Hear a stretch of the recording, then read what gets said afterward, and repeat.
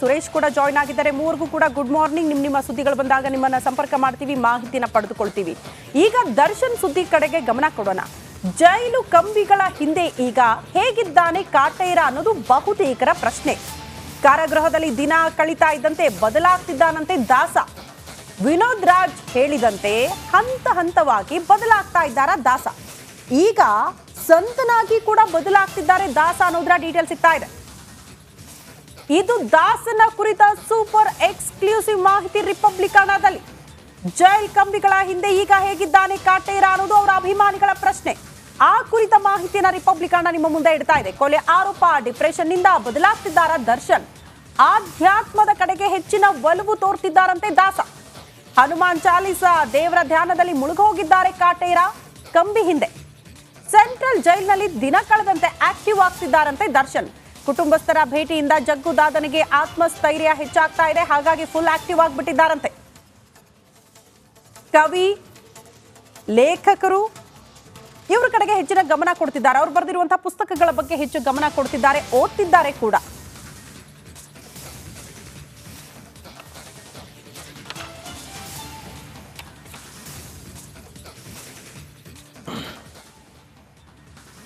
Central ಜೈಲ್ನಲ್ಲಿರುವಂಥ Darshan ದಿನ ಕಳೆದಂತೆ ಬದಲಾವಣೆ ಆಗ್ತಾ ಇರುತ್ತೆ.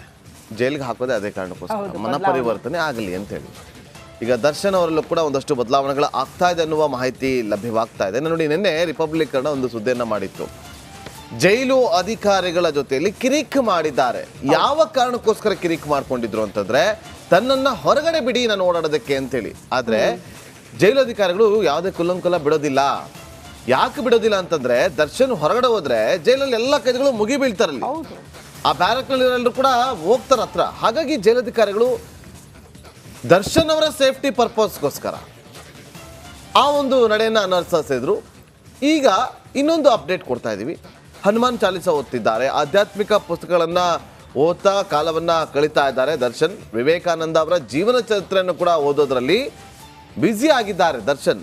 ಪರಪನಗ್ರಹಾರ ಕೇಂದ್ರ ಕಾರಾಗೃಹದಲ್ಲಿ ಪುಸ್ತಕಗಳನ್ನು ಓದೋದು, ಆ ಮೂಲಕ ಕಾಲವನ್ನು ಕಳೆಯೋದು.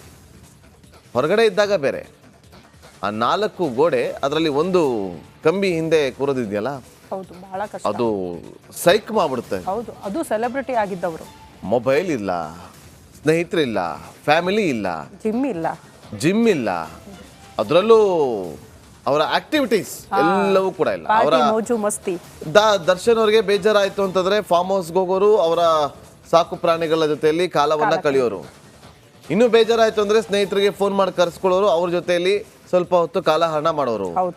ಫೋನ್ ಇರ್ತಾ ಇತ್ತು, ಇಂಟರ್ನೆಟ್ ಇರ್ತಾ ಇತ್ತು. ಈಗ ಜೈಲಲ್ಲಿ ಅದ್ಯಾವುದೂ ಇಲ್ಲ, ಯಾವುದು ಕೂಡ ಇರೋದಿಲ್ಲ. ಕೇವಲ ಬುಕ್ ಓದಬೇಕು, ಎದ್ದೊಳ್ಬೇಕು, ಬೆಳಗ್ಗೆ ಟೈಮ್ ಕರೆಕ್ಟಾಗಿ ತಿಂಡಿ ಬರುತ್ತೆ, ತಿಂಡಿ ತಗೋಬೇಕು, ತಿಂಡಿ ತಿಂತಾರೆ, ಅದಾದಮೇಲೆ ಮತ್ತೆ ಅಲ್ಲೇ ಕೂತಿರ್ಬೇಕು, ಕೂತ ಜಾಗದಲ್ಲೇ ಕೂತಿರ್ಬೇಕು, 4 ಗೋಡೆ ಮಧ್ಯೆ. ಇದಕ್ಕೆ ಸಂಬಂಧಪಟ್ಟಂತೆ ಒಂದು ಸ್ಪೆಷಲ್ ರಿಪೋರ್ಟ್ ಇದೆ, ನೋಡ್ಕೊಂಬನ್ನಿ.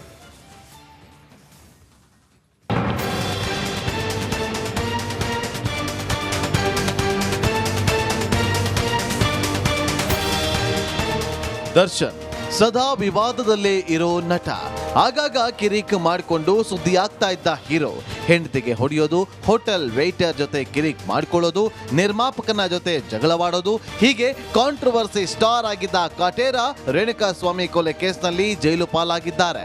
4 ಗೋಡೆಗಳ ಮಧ್ಯೆ ಸೆರೆವಾಸ ಅನುಭವಿಸ್ತಾ ಇರುವ ದಾಸ ನಿಧಾನವಾಗಿ ಬದಲಾಗ್ತಾ ಇದ್ದಾನೆ.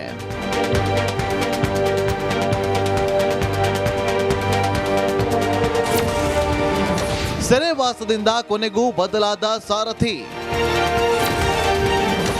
ಆಧ್ಯಾತ್ಮ ಪುಸ್ತಕಗಳ ಕಡೆ ಕಾಟೇರನ ಒಲವು. ಕೊಲೆ ಕೇಸ್ನಲ್ಲಿ ಜೈಲು ಪಾಲಾದ ಚಿಂಗಾರಿ ಮೊದಮೊದಲು ಕುಗ್ಗಿ ಹೋಗಿದ್ರು. ಸೆರೆವಾಸದಿಂದ ಕೊರಗಿ ಹೋಗಿದ್ದ, ಡಿಪ್ರೆಷನ್ಗೆ ಹೋಗಿದ್ದ ಚಿಂಗಾರಿ ಜೈಲು ಸಿಬ್ಬಂದಿ ಜೊತೆ ಕಿರಿಕ್ ಮಾಡಿಕೊಳ್ತಾ ಇದ್ರು. ಆದ್ರೆ ಪತ್ನಿ, ತಾಯಿ, ಸಹೋದರ, ಬಾಲ್ಯ ಸ್ನೇಹಿತರು, ಹಿತೈಷಿಗಳು ಭೇಟಿಯಿಂದ ಡೆವಿಲ್ಗೆ ಕೊಂಚ ಧೈರ್ಯ ಬಂದಿದೆ. ದರ್ಶನ್ ಆತ್ಮಸ್ಥೈರ್ಯ ಹೆಚ್ಚಾಗ್ತಾ ಇದೆ.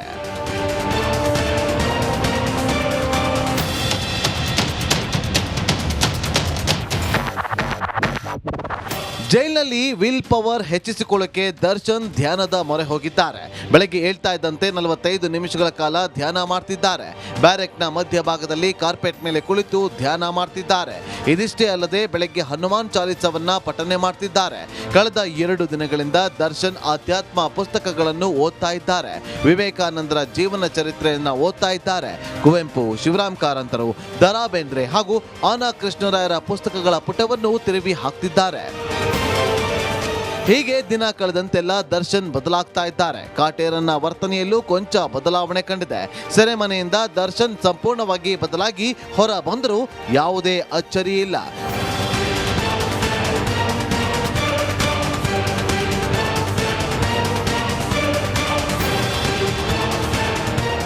Bureau report, republic Kannada.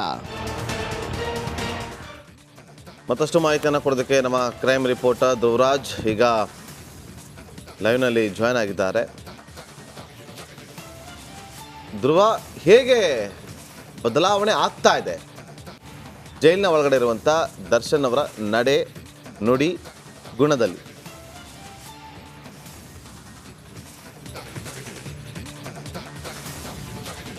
ಆರೋಪವನ್ನು ಹೊತ್ತು ನಟ ದರ್ಶನ್ ಈಗ ಪರಪ್ಪನ ಅಗ್ರಹಾರ ಜೈಲಿನಲ್ಲಿ ಕಾಲ ಕಳೀತಾ ಇದ್ದಾರೆ.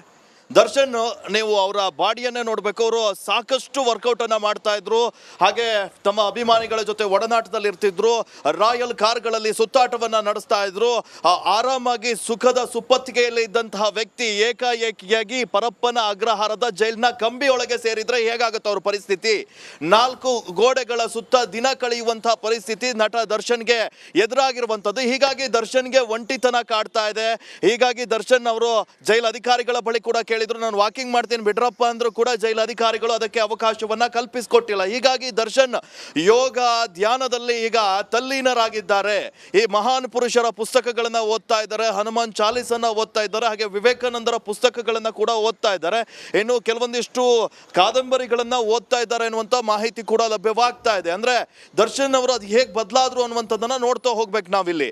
ಅವ್ರ ಜೀವನನೇ ಒಂಥರ ರಾಯಲ್ ಆಗಿತ್ತು. ಆದ್ರೆ ಈಗ ಈ ಕೊಲೆ ಆರೋಪದಲ್ಲಿ ಜೈಲ್ನ ಕಂಬಿ ಹಿಂದೆ ಸೇರಿದ ನಂತರ ದರ್ಶನ್ ಅವರ ದಿನಚರಿ ಸಂಪೂರ್ಣವಾಗಿ ಬದಲಾಗಿದೆ. ಮಾನಸಿಕ ಒತ್ತಡದಿಂದ ಹೊರಬರಲಿಕ್ಕೆ ಧ್ಯಾನವನ್ನ ಮಾಡ್ತಾ ಇದ್ದಾರೆ, ಯೋಗಾಸನದ ಮೊರೆ ಹೋಗಿದ್ದಾರೆ ಎನ್ನುವಂತ ಮಾಹಿತಿ ಕೂಡ ಲಭ್ಯವಾಗ್ತಾ ಇದೆ. ನಾಗೇಂದ್ರ.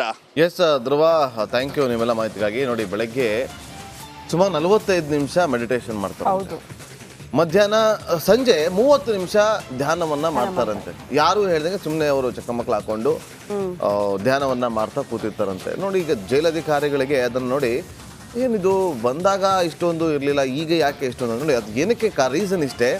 ಫ್ಯಾಮಿಲಿ ಹೋಗ್ತಿದ್ದಾರೆ, ಬುದ್ಧಿವಾದವನ್ನ ಹೇಳ್ತಿದ್ದಾರೆ. ತಪ್ಪು ಮಾಡಿದ್ಯಪ್ಪ, ಇನ್ನಾದರೂ ಬುದ್ಧಿ ಕಲಿ ಅನ್ನುವ ಒಂದು ಈ ಮಾತುಗಳು. ಆಮೇಲೆ ತಪ್ಪು ಮಾಡಿದಾಗ ಅಯ್ಯೋ ನಾನು ತಪ್ಪು ಮಾಡಿಬಿಟ್ಟೆ ಅಂತೇಳಿ ಪಶ್ಚಾತ್ತಾಪ ಪಡೋದಿದೆಯಲ್ಲ, ಆ ಪಶ್ಚಾತ್ತಾಪ ಪಟ್ಟಾಗ ಮನುಷ್ಯ ಕುಗ್ಗಬಾರ್ದು. ಇಲ್ಲ, ನನ್ನನ್ನು ನಾನು ಬದಲಾವಣೆ ಮಾಡ್ಕೋಬೇಕು ಅಂತೇಳಿ ದರ್ಶನ್ ಈಗ ತಮ್ಮನ್ನ ತಾವು ಬದಲಾವಣೆಯನ್ನ ಮಾಡಿಕೊಳ್ಳುವತ್ತ ಸಾಕ್ತಾ ಇದ್ದಾರೆ. ಆದ್ರೆ ಪವಿತ್ರ ಕೂಡ ಸುಮ್ಮನೆ ಇದ್ದಾರಾ? ಇಲ್ಲ. ಇಲ್ಲ. ಕರೆಕ್ಟ್. ಸೊ ಮುಂದಿನ ಸುದ್ದಿ ಕಡೆ ಗಮನ ಕೊಡೋಣ.